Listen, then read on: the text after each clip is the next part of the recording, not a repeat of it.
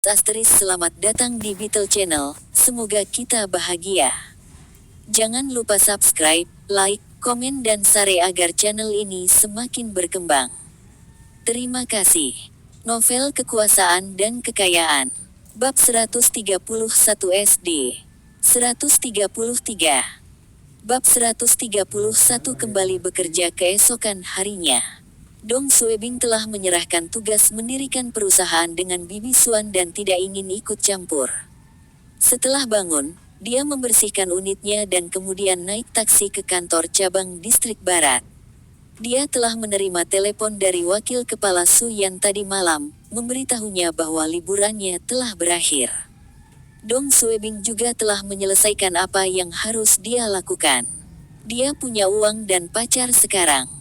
Yang tersisa adalah kenaikan pangkatnya menjadi wakil kepala seksi. Dong Suebing tersenyum dan menyapa rekan-rekannya saat dia berjalan ke kompleks biro. "Oh, Kepala Dong, kamu kembali. Selamat pagi, Kepala Dong. Saya masih belum memberi selamat kepada Anda karena melanjutkan posisi Anda. Chief Dong, kamu tampak hebat hari ini. Apakah kamu bebas sore ini? Mau makan malam bersama?" Anggota staf dan pemimpin itu, yang telah menghindari Dong Suebing di masa lalu, menyambutnya dengan antusias. Setelah begitu banyak insiden, semua orang di cabang tahu siapa kepala Xiao Dong. Pemadam kebakaran, mampu melawan api apapun dan menyelamatkan situasi. Xiao Dong yang maha kuasa, wabah Xiao Dong yang saleh, terlalu banyak julukan. Tetapi tidak peduli apakah staf menyukai Dong Suebing atau tidak ada yang akan meragukan kemampuannya. Lihat saja kejadian minggu lalu.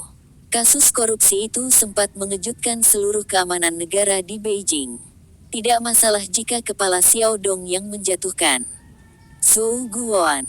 Tapi yang paling penting adalah kepala Xiao Dong masih bisa kembali bekerja, dan Zhou Guoan dan Guo Sunji, yang berkonflik dengannya, tidak akan pernah kembali.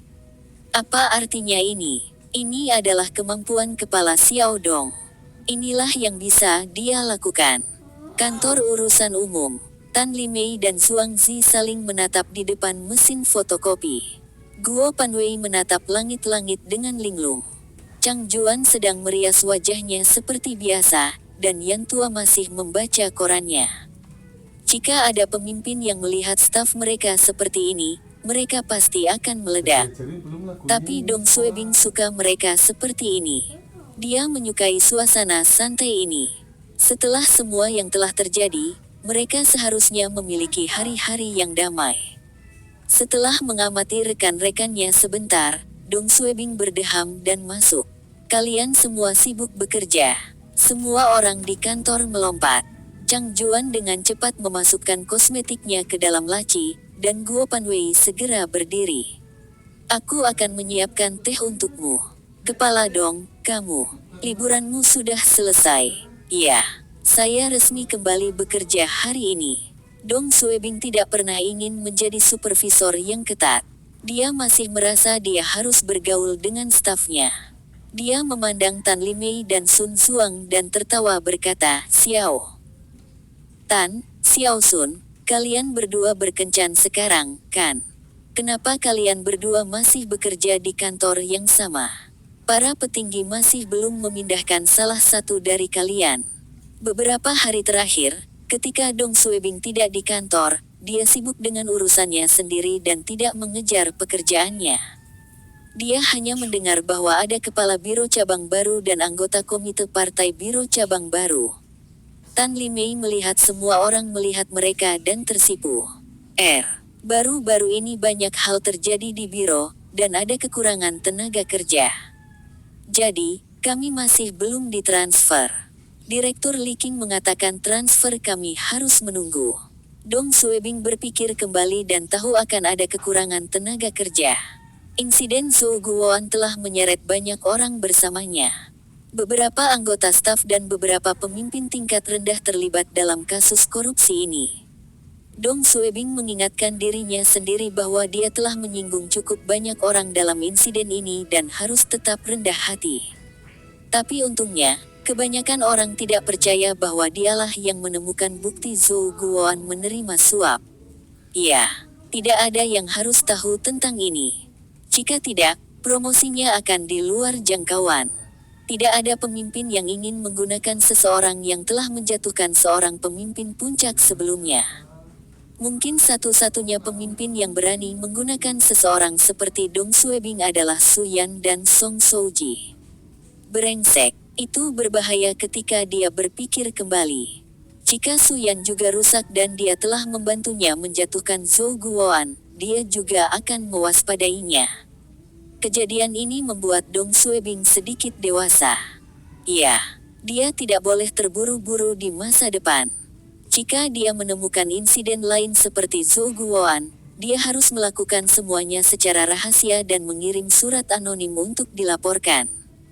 Tidak seorang pun harus mengetahui bahwa dialah yang melakukannya. Dong Xuebing harus tetap berkepala dingin, tetap rendah hati dan tidak terburu-buru. Setelah mengobrol dengan anggota staf sebentar, Dong Xuebing kembali ke kantornya. Itu masih meja dan PC yang sama.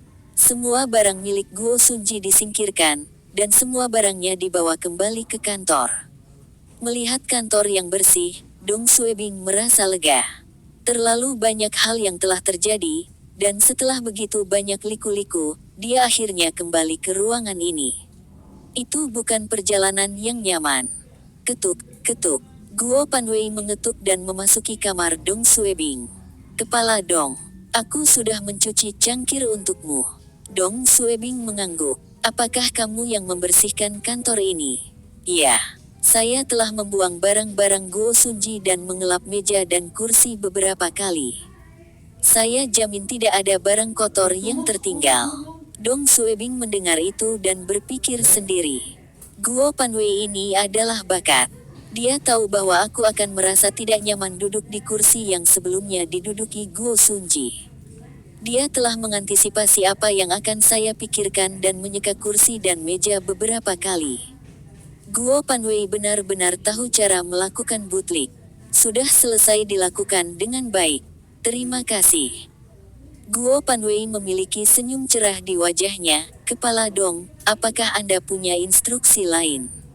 Dong Xuebing menepuk pundaknya. Panwei, duduklah dan ceritakan apa yang terjadi di unit saat aku tidak ada. Iya. Guo Panwei menunggu sampai Dong Xuebing duduk sebelum dia duduk. Dia duduk tegak dan berkata, kantor kami sibuk dengan tugas Direktur Li. Dong Xuebing melambaikan tangannya. Yang ingin saya ketahui bukanlah ini. Guo Panwei segera mengerti dan merendahkan suaranya. Ada pergantian pimpinan puncak biro cabang kami. Seorang perwira dipindahkan dari bagian politik biro kota. Wang Ji. Dia diangkat sebagai salah satu anggota komite partai cabang kami dan wakil komisaris politik. Saya belum pernah bertemu dengannya. Kepala biro cabang kami yang baru memanggil Zheng Angwo. Kepala Zheng dipindahkan dari keamanan publik. Saya mendengar bahwa dia bertanggung jawab atas penyelidikan kriminal di sana. Dia dianggap sebagai petugas polisi yang berpengalaman dan mudah bergaul. Oh. Dia membawa seseorang dari keamanan publik bersamanya. Namanya Yan Lei. Dia saat ini berada di bawah Departemen Urusan Umum dan merupakan sekretaris kepala Zen. Kedua pemimpin dipindahkan dari luar. Sepertinya para petinggi tidak senang dengan apa yang terjadi di cabang distrik barat. Dong Xuebing menanyakan beberapa pertanyaan lagi tentang situasi saat ini dan meminta Guo Panwei untuk kembali bekerja. Dong Xuebing hanya ingin tahu apa yang terjadi di cabang ketika dia tidak ada. Dia masih belum memenuhi syarat untuk mengganggu perebutan kekuasaan tingkat yang lebih tinggi. Yang dia inginkan adalah mendapatkan promosi. Kantor Su Yan. Dong Xuebing tersenyum sambil mengetuk pintu dan masuk. Kepala Su, saya di sini untuk melapor. Su Yan, yang sedang membaca beberapa file, menatap Dong Xuebing dan tersenyum. Apakah kamu beristirahat dengan baik? Jika itu di masa lalu, Dong Xuebing pasti akan menjawab dengan nada yang keras. Tapi setelah insiden Zhou Guoan, dia lebih dekat dengan Su Yan daripada sebelumnya. Dia bisa lebih santai. Terima kasih telah bertanya. Saya telah beristirahat dengan baik. Haha, aku bahkan pergi ke Zhejiang untuk perjalanan singkat. Ketika dia mengatakan ini, dia tiba-tiba teringat sesuatu. Ia lupa membawakan oleh-oleh atau makanan khas daerah untuk para pemimpinnya. Brengsek, kearifan politiknya masih belum tinggi. Bagaimana dia bisa melupakan sesuatu yang begitu penting? Tapi dia juga tidak bisa membawa barang-barang seperti itu ke biro atau tempat tinggal petugas. Su Yan menjawab, senang mendengarnya. Sekarang, Anda harus fokus pada pekerjaan Anda. Kantor urusan umum tidak dapat melakukannya tanpa Anda. Dong Suebing menjawab dengan rendah hati. Saya tidak mampu kecuali untuk beberapa kekuatan di pundak saya. Saya akan mendengarkan instruksi Anda dan menyerang kemanapun Anda menunjuk. Sulit bagi Dong Suebing untuk meminta promosinya secara langsung. Jadi, Dong Suebing memutuskan untuk mengikrarkan kesetiaannya. Su Yan tertawa dan berpikir sendiri. Jika Anda tidak mampu, lalu siapa lagi di cabang yang mampu? Telepon di kantor Su Yan berdering, dan dia melambai dengan satu tangan. Kembali bekerja. Dia tersenyum. Kamu menampilkan penampilan terbaikmu. Ya, Mem. Dong Suebing mengerti apa yang dimaksud Su Yan. Menempatkan kinerja terbaiknya dan dia akan dipromosikan. Kembali ke kantor urusan umum, Dong Suebing siap bekerja keras untuk menunjukkan kepada atasan bahwa dia memenuhi syarat untuk dipromosikan. Hanya indah, kantor menerima telepon dari wakil kepala biro cabang Yang Yizong, meminta beberapa file. Ketika Dong Suebing mendengar ini, dia segera meminta Tan Limei untuk menyiapkan dokumen untuk Yang Yizong. Tiba-tiba, seorang pria berusia 30-an memasuki kantor. Dia memiliki mata yang besar dan hidung yang mancung dan cukup tampan. Dong Suebing belum pernah melihat orang ini sebelumnya dan menatapnya. Pria itu tidak mengatakan apa-apa dan hanya melambai pada Dong Suebing, yang paling dekat dengannya. Anda, ikutlah denganku untuk membawa beberapa barang. Dong Suebing tercengang dan berpikir sendiri. Menurut orang ini siapa dia? Siapapun yang datang ke kantor saya dapat memerintahkan saya berkeliling. Siapa orang ini? Tapi Dong Suebing merasa orang ini seharusnya memiliki otoritas. Kalau tidak, dia tidak akan berani meminta orang dari kantor urusan umum untuk bekerja. Hanya pemimpin yang dapat mengeluarkan instruksi ke kantor urusan umum. Jadi, Dong Suebing tidak menunda dan menoleh ke Guo Panwei. Panwei, kamu pergi dan bantu dia. Yan Lei terkejut. Saya bertanya kepada Anda, dan Anda berani bertanya kepada orang lain. Dia langsung kesal. Guo Panwei dengan cepat berjalan mendekat. Sekretaris Yan, saya akan membantu Anda. Kepala Dong, aku akan keluar sebentar. Ini setara dengan dia memperkenalkan kedua pria itu. Dong Suebing menatap pria itu. Sekretaris Yan, orang yang dibawa kepala Zen dari keamanan publik. Yan Lei meminta Dong Suebing. Kepala Dong. Kepala kantor urusan umum seharusnya adalah Li Qing. Itu berarti orang ini adalah wakilnya. Kenapa aku tidak pernah melihatnya dalam 2 hari terakhir? Setelah mengetahui Dong Suebing adalah wakil kepala kantor ini, dia mengerti mengapa Dong Suebing menugaskan orang lain untuk membantunya. Tapi pengertian adalah pengertian. Dia masih marah. Dia dipindahkan ke biro cabang selama 2 hari, dan karena kepala Zen adalah kepala cabang, sebagai sekretarisnya, dia diperlakukan sebagai perwira tinggi. Bahkan kepala seksi politik harus sopan dan menyapanya dengan sopan sebagai sekretaris Yan. Mengapa saya tidak bisa memerintahkan Anda untuk melakukan sesuatu? Yan Lei juga berada di bawah Departemen Urusan Umum. Meskipun ia tidak bertanggung jawab atas departemen atau bagian manapun, pangkatnya adalah wakil kepala bagian. Dia memperlakukan dirinya sendiri sebagai atasan Dong Suebing, dan dia adalah sekretaris kepala biro cabang. Dia mendapat dukungan dari kepala Zen. Siapa di biro ini yang bisa menentang perintahnya? Jadi, Yan Lei menatap Dong Suebing tanpa emosi dan mengulangi apa yang dia katakan. Kamu keluar bersamaku untuk membawa beberapa barang. Persetan denganmu. Kamu pikir kamu siapa? Dong Suebing menjadi marah ketika mendengar ini. Dia tahu Yan Lei ini adalah sekretaris orang No. 1 di cabang. Tapi apakah dia membutuhkan wakil kepala untuk membantunya membawa barang-barang? Membantu Anda melakukan kerja keras. Ini juga bukan tugas yang diberikan oleh Kepala Zen. Bagian yang paling membuat frustrasi adalah Guo Panwei telah memberitahu dia identitasnya, dan dia masih bersikeras meminta saya untuk membawa barang-barang. Dia dapat bertanya kepada salah satu anggota staf di sini, tetapi dia hanya menginginkan Dong Suebing, pemimpin di kantor ini. Ini dengan sengaja menamparkan wajah Dong Suebing. Setengah jam yang lalu, Dong Suebing mengingatkan dirinya sendiri untuk tetap tenang dan tetap tenang. Tapi sekarang, Dong Suebing tidak bisa mengendalikan dirinya. Jika dia menyerah pada Yan Lei, dia tidak akan mendapatkan rasa hormat dari bawahannya di masa depan. Pan Wei, kata Dong Suebing. Kamu pergi dan bantu sekretaris Yan.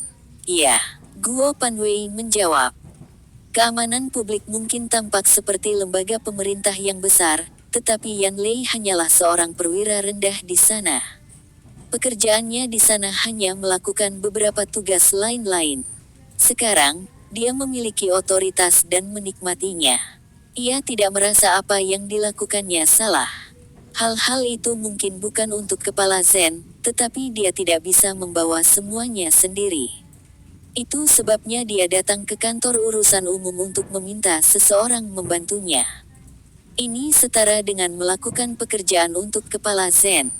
Tapi Dong Suebing masih menolak untuk bergerak. Wajah Yan Lei berubah dan mengangguk, artinya dia akan mengingat apa yang terjadi hari ini. Kemudian dia berbalik dan berjalan keluar dari kantor. Setelah diperlakukan sebagai VIP selama 2 hari, dia akhirnya bertemu dengan seseorang yang menolak untuk mendengarkan perintahnya. Dong Suebing sekarang ada dalam daftar kebenciannya. Betapa bodohnya. Dong Suebing bergumam pada dirinya sendiri. Tan Limei, Chang Juan, dan yang lainnya juga merasa sekretaris Yan ini terlalu berlebihan. Dia bisa saja memanggil siapa saja untuk membantu saya, tetapi dia bersikeras meminta pemimpin mereka untuk membawakan barang-barang untuknya. Dia hanya di sini untuk membuat masalah. 2 staf dari Departemen Keuangan berjalan melewati dan melihat apa yang terjadi antara Kepala Xiao Dong dan Sekretaris Yan. Keduanya saling memandang dan tersenyum. Sekretaris Yan baru di sini dan tidak tahu apa yang terjadi di masa lalu. Mengapa dia pergi dan menyinggung Kepala Xiao Dong? Dia tidak ada hubungannya. Pria lainnya menjawab, Sekretaris Yan mewakili Kepala Zen. Bahkan jika Kepala Xiao Dong tidak memberikan wajah kepada Sekretaris Yan, dia juga harus memberikan wajah kepada Kepala Zen. Hehe, kamu lupa apa yang terjadi minggu lalu. Pria lain menamparkan dahinya sendiri. Itu benar. Kepala Xiao Dong telah berbicara kembali dengan mantan kepala biro. Akan aneh jika dia menyerah pada Sekretaris Yan. Sekretaris Yan itu menjadi besar kepala baru-baru ini. Bahkan jika dia mewakili ketua, tetapi dia tidak boleh hanya melakukan apapun yang dia inginkan. Dia tidak bisa begitu saja melangkahi peringkat yang lebih rendah darinya. Guo Sunji telah menginjak kepala Xiao Dong, dan dipecat. Su Guoan telah menginjak kepala Xiao Dong dan sekarang berada di balik jeruji di beberapa penjara. Sekretaris Yan. Dia setidaknya harus mencari tahu lebih banyak tentang Kepala Xiao Dong sebelum memutuskan apakah akan mencari masalah dengannya. Berita tentang bentrokan antara Kepala Xiao Dong dan Sekretaris Yan menyebar dengan cepat ke seluruh cabang. Banyak orang menunggu untuk melihat bagaimana ini akan terjadi. Sekretaris Yan mendapat dukungan dari Kepala Zen dan memiliki otoritas yang jauh lebih besar daripada wakil kepala bagian yang rendah di bawah Su Yan. Namun, kebanyakan orang malah mendukung Dong Suebing. Bab 132 Wakil Kepala Seksi. Sejak pukul 10 pagi, Dong Suebing telah berlari mengelilingi seluruh cabang. Dia bekerja keras dan mengirimkan dokumen secara pribadi ke sebagian besar departemen. Dia bahkan membantu dua pemimpin menulis pidato dan laporan. Tentu saja, beberapa tugas kecil didelegasikan kepada stafnya. Dong Suebing hanya melayani para pemimpin di atasnya. Siang hari, Dong Suebing kembali dari makan siang di kafetaria. Chang Juan tersenyum menggoda pada Dong Suebing saat dia melangkah masuk. Kepala Dong, Kepala Su baru saja menelepon. Dia ingin melihatmu. Baik, Dong Suebing segera naik ke atas ke kantor Su Yan. Kepala Su, apakah Anda mencari saya? Su Yan menatapnya dan menunjuk ke kursi di depannya. Dong Suebing duduk dengan hormat di kursi. Apakah ada tugas untukku? Kamu baru saja kembali bekerja, dan kamu mulai membuat masalah untukku. Apa itu sekarang? Saya mendengar Anda bentrok dengan sekretaris Yan. Jika ini terjadi pada orang lain, berita tentang kejadian ini tidak akan menyebar. Tapi siapa kepala Xiao Dong? Dia adalah kepala distrik barat yang legendaris. Siapa sekretaris Yan? Dia adalah ajudan terpercaya kepala Zen. Dong Suebing mendengar ini. Dia bertanya-tanya bagaimana bisa Su Yan tahu tentang ini. Dia segera berdiri dengan perhatian. Kepala Su, Anda harus mengenal saya dengan baik. Saya telah bekerja keras dan menghabiskan semua energi saya untuk pekerjaan saya. Saya tidak pernah memulai konflik dengan orang lain. Wajah Dong Suebing berubah sedikit merah ketika dia mengatakan dia bekerja keras di tempat kerja. Tapi dia mengatakan yang sebenarnya ketika dia mengatakan dia tidak pernah memulai konflik di tempat kerja. Dia selalu berpegang pada bisnisnya sendiri sampai orang lain datang dan menyinggung perasaannya. Yan Lei itu terlalu berlebihan. Anda menjadi hakim. Saya memberikan tugas kepada anggota staf lain di kantor. Yan Lei itu baru saja menerobos masuk dan memerintahkanku untuk membawakan barang-barang untuknya. Saya meminta Guo Panwei untuk membantunya, tetapi Yan Lei menolak. Dia bersikeras bahwa saya harus membantunya. Dia tidak memberi saya wajah apapun. Bagaimana saya bisa menyerah? Jika saya mengikuti perintahnya, saya tidak hanya akan kehilangan rasa hormat. Setelah 3 bulan di sektor pemerintahan, kebijaksanaan politik Dong Suebing mungkin tidak meningkat banyak, tetapi dia menjadi lebih baik dalam berbicara. Kamu bahkan kepala Zen tidak bisa memerintahkanmu. Jika ini adalah perintah kepala Zen, saya akan mengikuti. Tapi Yan Lei itu memintaku untuk membawakan barang-barang untuknya. Dia hanya menyalahgunakan wewenangnya. Su Yan menggelengkan kepalanya. Kamu harus mengubah temperamen busukmu. Sekretaris Yan telah menjadi ajudan terpercaya kepala Zen selama bertahun-tahun. Dia memiliki beberapa pendapat di depan kepala Yan. Apakah kamu mengerti? Iya. Dong Suebing tahu Yan Lei akan berbicara buruk tentang dia di depan kepala Zen, dan kepala Zen akan melihatnya dengan cara yang berbeda. Tapi Dong Suebing tidak bisa menelan harga dirinya dan membiarkan Yan Lei memerintahnya. Su Yan tersenyum. Dari ekspresi wajah Dong Suebing, dia tahu Dong Suebing tidak mengerti. Dia tidak ingin banyak bicara dan mengeluarkan sebuah amplop coklat kecil dari lacinya dan meletakkannya di atas meja. Celing, celing. Itu terdengar seperti beberapa ikat kunci. Penginapan kepala Zen sudah siap. Saya telah meminta seseorang untuk membersihkannya. Bantu saya membawa kunci ke kepala Zen. Su Yan ingin membiarkan Dong Suebing meninggalkan kesan yang baik kepada kepala Zen terlebih dahulu, sebelum memasang promosinya. Dong Suebing menjawab dengan penuh semangat. Iya, saya akan menyelesaikan tugas ini. Su Yan tertawa.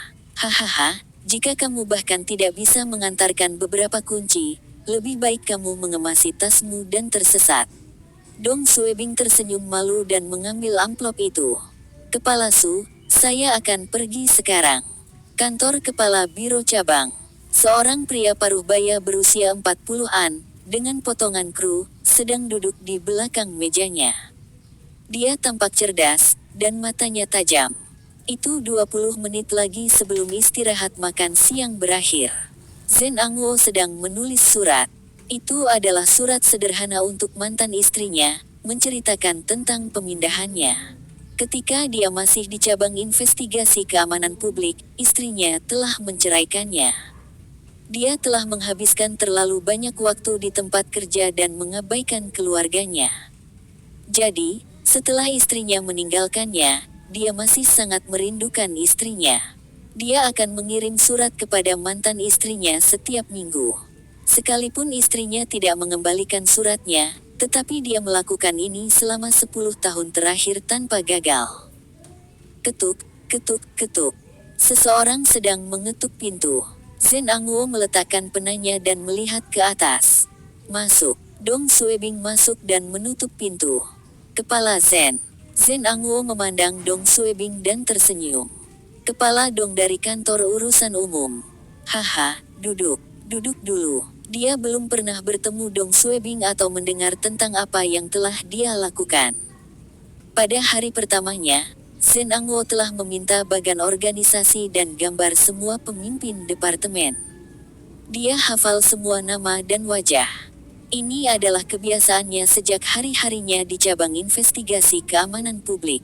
Dong Suebing terkejut. Dia tidak berharap Zhen Angwo mengenalnya. Dia sangat gembira tetapi masih berdiri tegak. Terima kasih, Kepala Zhen. Saya ditugaskan oleh Kepala Su untuk mengantarkan kunci Anda ke penginapan Anda di perempatan. Apartemen Anda sudah dibersihkan, dan Anda bisa pindah kapan saja. Zhen Angwo seperti yang dikatakan Guo Panwei. Kepala biro baru ini sangat santai dan tidak bertele-tele. Dia jauh lebih baik daripada pria tua itu, Zhou Guoan. Tapi kenapa dia memilih Yan Lei itu sebagai sekretarisnya? Zhou Angwo tersenyum dan menyimpan kuncinya. Dia memandang Dong Suebing dan bertanya, "Jika pekerjaanmu di kantor urusan umum berat?" Dong Suebing menegakkan punggungnya dan menjawab, "Tidak, Tuan. Kami hanya melakukan pekerjaan backend untuk para pemimpin. Pekerjaan kami tidak dapat dibandingkan dengan pekerjaan Anda. Pekerjaanmu berkali-kali lebih berat dari kami." Tiba-tiba, Dong Suebing memperhatikan aksen Kepala Zhen. Dong Suebing berpikir sejenak dan kemudian bertanya, "Kepala Zhen, bolehkah saya menanyakan sesuatu kepada Anda? Apakah kampung halaman Anda dari kota Fenzhou?" Zhen Angwo berhenti sejenak, "Itu benar." "Ah, kebetulan sekali." Dong Suebing menjawab, "Kampung halaman saya juga di Fenzhou, Kabupaten Yantai, Desa Huitian." Zhen Angwo tersenyum dan berpikir sendiri. Aksen Beijing Anda sangat kuat dan tidak terdengar seperti Anda berasal dari Fenzhou. Tapi dia masih tertawa dan bertanya, "Ini benar-benar kebetulan. Ayo, duduk. Saya belum pernah ke daerah Yantai selama bertahun-tahun. Bagaimana stabilitas di sana?" Kepala Zhen telah meminta Dong Suebing untuk duduk 2 kali. Pertama kali, dia mungkin sopan. Tetapi ketika dia bertanya untuk kedua kalinya, tidak sopan bagi Dong Suebing untuk tidak duduk. Dia segera duduk dengan setengah dari pantatnya menyentuh kursi. Dong Suebing dibesarkan di Beijing, tetapi ibunya berasal dari kota Fenzhou. Jadi, Dong Suebing tidak salah menyebut Fenzhou sebagai kampung halamannya. Zhen Angwo baik kepada Dong Suebing bukan karena mereka berasal dari kampung halaman yang sama. Itu karena karakternya dan pekerjaan kantor urusan umum. Kantor urusan umum harus berurusan dengan semua pemimpin di cabang, dan banyak dokumen yang relevan harus melalui departemen ini. Zhen Angwo, sebagai kepala cabang yang baru, harus memahami situasi saat ini untuk mengelola cabang dengan lebih baik. Keduanya mengobrol selama sekitar 6-7 menit. Dong Suebing berjalan keluar dari kantor Kepala Zhen dengan suasana hati yang baik. Dia tidak pernah berharap untuk mengobrol dengan Kepala Zhen begitu lama di pertemuan pertama mereka. "Iya, saya seharusnya meninggalkan kesan yang baik dengan Kepala Zhen. Seharusnya tidak ada masalah dengan promosi saya." Tapi setelah berjalan beberapa langkah, Dong Suebing melihat Yan Lei berjalan ke arahnya dari ujung koridor yang berlawanan. Yan Lei membawa setumpuk file, dan dia berhenti sejenak ketika dia melihat Dong Suebing. Dia memberinya tatapan dingin dan kemudian melanjutkan berjalan. Dia memperlakukan Dong Suebing sebagai bukan siapa-siapa. Wakil kepala seksi ini bahkan tidak memiliki pangkat. Dia pasti akan membalas Dong Suebing karena tidak menghormatinya pagi ini. Tapi dia tidak bisa melakukannya sekarang. Pada hari pertama kepala Zen, dia telah menginstruksikan Yan Lei untuk mengamati situasi di cabang terlebih dahulu. Dong Suebing mengutuk dalam hatinya. Saya dapat mengatakan dari satu pandangan bahwa Anda tidak memiliki otoritas sebelum datang ke sini. Sekarang, Anda memiliki sedikit otoritas, dan Anda menjadi sombong. Anda hanya seorang sekretaris dan apa hak Anda untuk memandang rendah orang lain?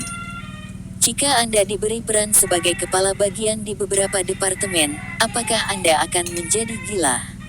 Selanjutnya, kepala biro cabang tidak diperbolehkan memiliki sekretaris. Paling-paling, Anda hanya seorang utusan untuk kepala. Kembali ke kantor urusan umum, Dong Suebing menenangkan dirinya dan melupakan Yan Lei. Prioritas utamanya sekarang adalah mendapatkan peringkat pertama wakil kepala seksi. Sepanjang sore, Dong Suebing sibuk bepergian ke berbagai departemen. Dia perlu menunjukkan kepada semua pemimpin betapa pekerja kerasnya dia. Dia berharap agar semua orang di cabang melupakan keterlibatannya dalam insiden Zhou Guoan. Bagian politik, Departemen Keuangan, Ruang Arsip, Kantor Komisaris Politik, Dong Suebing akan muncul di depan para pemimpin setiap kali mereka memiliki tugas untuk kantor urusan umum. Dia mencoba yang terbaik untuk menyelesaikan semua tugas yang diberikan oleh para pemimpin. Bahkan jika itu adalah tugas kecil, Dong Suebing juga akan mengerahkan 100% untuk mencegah kesalahan apapun. Semua orang melihat kepala Xiao Dong bekerja keras dan bingung. Apakah ada posisi yang lebih tinggi untuk diperebutkan, dan kepala Xiao Dong menginginkannya? Tapi kepala Xiao Dong baru saja mendapatkan posisinya sebagai wakil kepala kantor urusan umum dan masuk sekolah partai untuk pelatihan. Kenapa dia berpikir untuk dipromosikan lagi? Semua orang terdiam. Jika Anda dipromosikan lagi, promosi Anda tidak akan dianggap duduk manis. Bahkan pesawat ruang angkasa tidak secepat promosi Anda. Meskipun banyak orang merasa Dong Suebing tidak akan dipromosikan begitu cepat, mereka harus mengakui satu hal. Tidak ada yang mustahil bagi kepala Xiao Dong. Jika tidak, dari mana julukan Maha Kuasa itu berasal? Bersambung, terima kasih telah menyaksikan dan mendukung channel ini.